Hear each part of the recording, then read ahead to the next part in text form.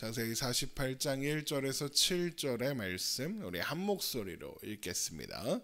이일 후에 어떤 사람이 요셉에게 말하기를 내 아버지가 병들었다 하므로 그가 곧 두 아들 므낫세와 에브라임과 함께 이르니 어떤 사람이 야곱에게 말하되 내 아들 요셉이 내게 왔다 하매 이스라엘이 힘을 내어 침상에 앉아 요셉에게 이르되 이전에 가나안 땅 루스에서 전능하신 하나님이 내게 나타나사 복을 주시며 내게 이르시되 내가 너로 생육하고 번성하게 하여 내게서 많은 백성이 나게 하고 내가 이 땅을 내 후손에게 주어 영원한 소유가 되게 하리라 하셨느니라. 내가 애굽으로 와서 내게 이르기 전에 애굽에서 내가 낳은 두 아들 에브라임과 므낫세는 내 것이라. 르우벤과 시므온처럼 내 것이 될 것이요 이들 후에 내 소생은 내 것이 될 것이며 그들의 유산은 그들의 형의 이름으로 함께 받으리라. 내게 대하여는 내가 이전에 밧단에서 올 때에 라헬이 나를 따르던 도중 가나안 땅에서 죽었는데 그곳은 에브랏까지 길이 아직도 먼 곳이라. 내가 거기서 그를 에브랏 길에 장사하였느니라. 에브랏은 곧 베들레헴이라. 아멘.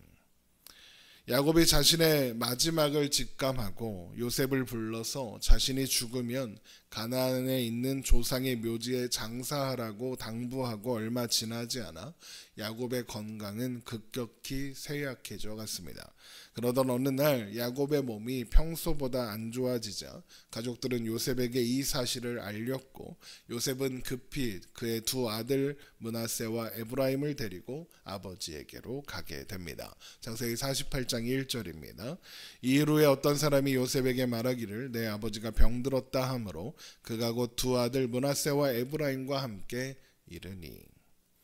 야곱을 수발들던 사람이 이제 야곱에게 요셉이 왔어요 라고 말하자 야곱은 힘을 내어 앉았고 한 가지 이야기를 들려주기 시작했으니 바로 그 이야기는 자신이 가나안 땅에서 하나님을 만났을 때 하나님께서 주신 약속에 대한 것이었습니다. 창세기 48장 2절입니다. 어떤 사람이 야곱에게 말하되 내 아들 요셉이 내게 왔다 하매 이스라엘이 힘을 내어 침상에 앉아 요셉에게 이르되 이전에 가나안 땅 루스에서 전능하신 하나님이 내게 나타나사 복을 주시며 내게 이르시되 내가 너로 생육하고 번성하게 하여 내게서 많은 백성이 나게 하고 내가 이 땅을 내 후손에게 주어 영원한 소유가 되게 하리라 하셨느니라. 여기서 루스는 베델의 옛 지명입니다.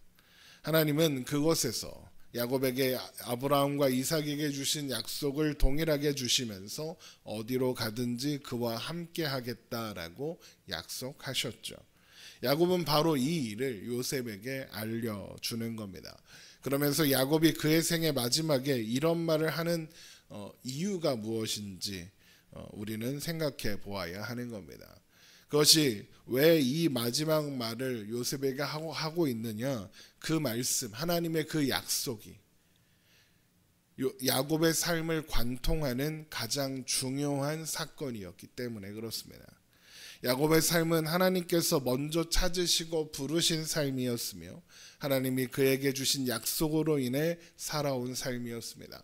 하나님이 시작하시고 인도하사 완성해내신 삶, 그것이 야곱의 삶이고 또 요셉의 삶이며 우리 모든 신자들의 삶인 거죠. 야곱은 자신의 삶을 인도하신 하나님께서 요셉의 삶 또한 인도해 주시기를, 그래서 요셉의 삶이 애굽의 총리로서의 삶이 아니라 하나님의 백성으로서의 삶, 하나님의 인도함을 받는 인생으로 남기를 바라며 자신이 처음 하나님을 만났던 베델에서의 일을 이야기하고 있는 겁니다. 그래서 또한 요셉의 두 아들 에브라임과 므낫세를 손자가 아닌 아들로 삼겠다라고 이야기하는 겁니다. 창세기 48장 5절입니다. 내가 애굽으로 와서 내게 이르기 전에 애굽에서 내가 낳은 두 아들 에브라임과 므낫세는 내 것이라. 르우벤과 시므온처럼 내 것이 될 것이요. 이는 요셉의 두 아들을 야곱의 상속자가 되게 하겠다라는 의미입니다. 심지어 첫째 아들과 둘째 아들인 르우벤과 시므온을 언급하면서 그들처럼 내 것이 될 것이다 라고 했습니다. 이것은 요셉의 두 아들 므낫세와 에브라임을 상속서열 맨 위에 올려두겠다, 이런 의미인 겁니다. 그러면 야곱은 왜 이런 일을 하는 거고 또 이것이 뭘 의미하는 걸까? 그저 요셉을 사랑해서 두 몫을 더 많이 물려주고 싶어서 이러는 걸까요? 당연히 그렇지 않을 겁니다. 왜냐하면 요셉은 이미 애굽의 2인자입니다. 야곱의 재산이 아무리 많다 한들 그 일부를 물려받는 것이 애굽의 총리인 요셉에게 무슨 의미가 있겠습니까? 별 의미 없습니다. 그러면 야곱은 어떤 이유로, 어떤 의미로 이런 일을 하는 걸까요?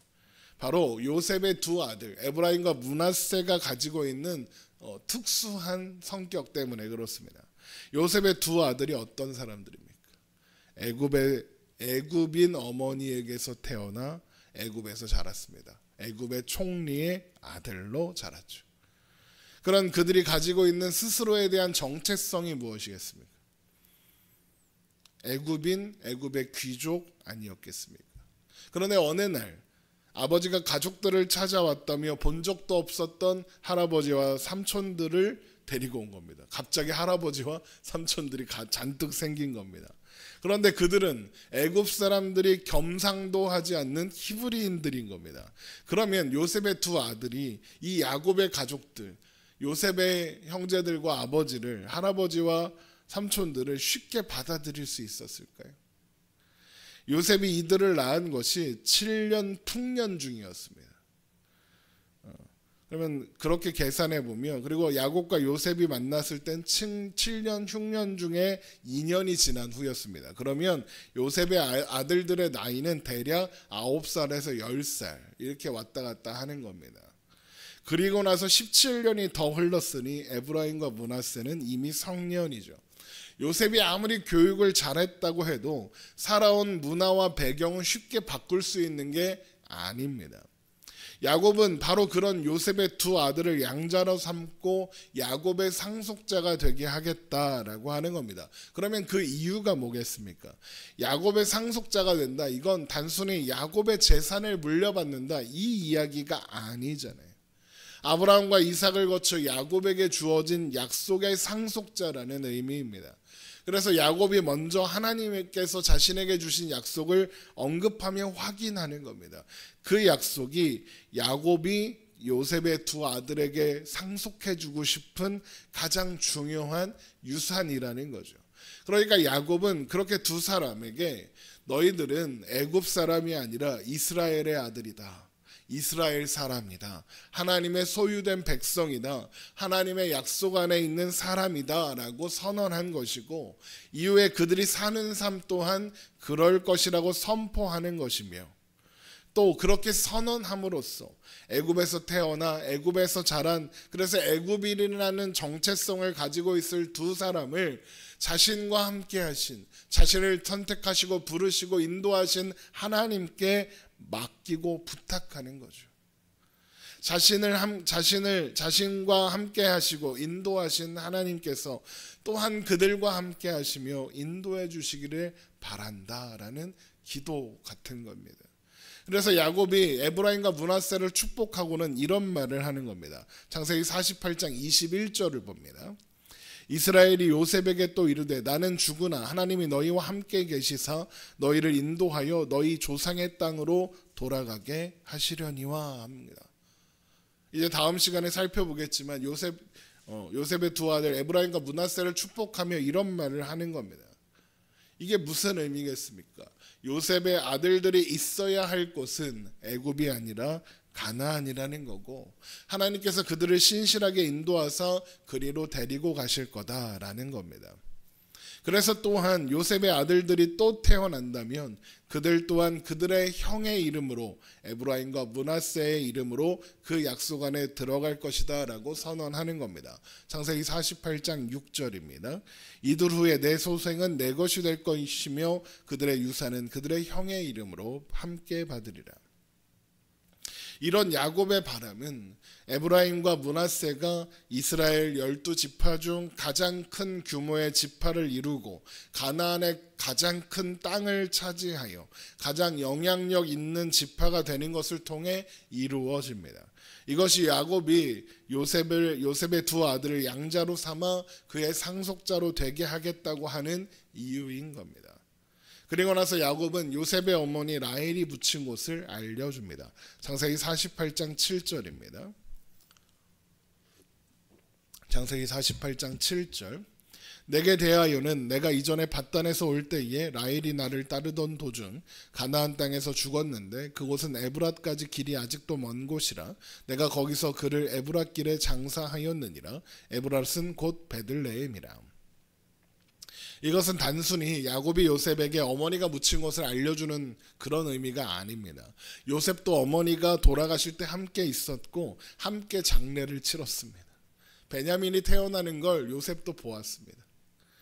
그런데도 야곱이 이것을 다시 한번 요셉에게 상기시키는 겁니다. 그것은 요셉의 두 아들 므낫세와 에브라임이 야곱의 아들 야곱의 상속자가 되었기 때문에 이 이야기를 하는 겁니다. 그거랑 이거랑 무슨 상관이 있느냐? 므낫세와 에브라임이 야곱의 아들이 되었다는 건 곧 라헬의 아들이 되었다는 의미이기도 하거든요. 그러니까 야곱은 새로 생긴 두 아들에게 어머니를 소개하는 것이고 그 어머니가 있는 곳을 알려주는 겁니다. 그리고 이렇게 하는 것도 그들을 상속자로 삼은 것과 같은 이유인 겁니다. 그들이 있어야 할 곳, 그들이 위치, 그들이 돌봐야 하는 어머니의 무덤이 어디 있는지 알려주는 겁니다. 이 이야기는 우리에게도 아주 중요한 의미가 있습니다. 우리는 어떤 면에서 에브라임과 므낫세와 같습니다. 어떤 면에서 그러냐? 바로 하나님을 모르는 땅에서 태어나 하나님과 상관없이 살았다는 면에서 그렇습니다. 우리는 애굽으로 상징되는 세상에서 태어났습니다.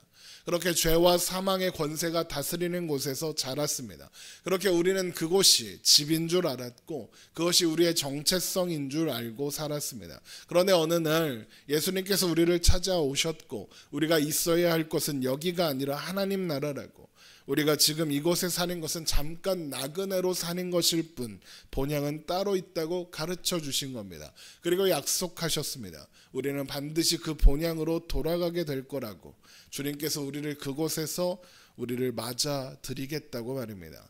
창세기 48장 21절에서 야곱이 하나님이 너희와 함께 계시사 너희를 인도하여 너희 조상의 땅으로 돌아가게 하실 것이다 라고 한 것처럼 말입니다. 예수님이 그런 말씀을 언제 하셨습니까? 요한복음 14장 1절에서 하셨습니다. 너희는 마음에 근심하지 말라. 하나님을 믿으니 또 나를 믿으라. 내 아버지 집에 거할 곳이 많도다. 그렇지 않으면 너희에게 일렀으리라. 내가 너희를 위하여 거처를 예비하러 가노니 가서 너희를 위하여 거처를 예비하면 내가 다시 와서 너희를 내게로 영접하여 나 있는 곳에 너희도 있게 하리라 라고 말씀하셨죠. 그러므로 우리는 여전히 이 세상에서 살고 있지만 사실 이 세상에 속하지 않은 돌아갈 본향이 있는 사람들이라는 겁니다. 이곳에서 사는 인생은 그런 약속 안에서 그 나라에 어울리는 사람으로 만들어져 가고 다듬어져 가는 시간인 거죠. 그리고 우리는 그 시간을 혼자 살지 않습니다. 하나님이 우리가 어디로 가든지 함께 하십니다. 그래서 그 어디나 내 주 예수 계신 곳이 그 어디나 하늘나라라고 고백하는 거죠. 그렇게 우리는 예수 그리스도로 말미암아 하나님 나라의 상속자가 된 겁니다. 그래서 로마서 8장 16절에 성령이 친히 우리 영과 더불어 우리가 하나님의 자녀인 것을 증언하시나니 자녀이면 또한 상속자 곧 하나님의 상속자요 그리스도와 함께한 상속자니 우리가 그와 함께 영광을 받기 위하여 고난도 함께 받아야 할 것이니라 라고 하는 겁니다. 그러면서 이렇게 이야기하죠. 생각하건대 현재의 고난은 장차 우리에게 나타날 영광과 비교할 수 없도다. 이것이 우리가 가져야 하는 정체성이고 우리가 있는 위치이며 하나님께서 우리에게 주신 가장 큰 선물인 겁니다.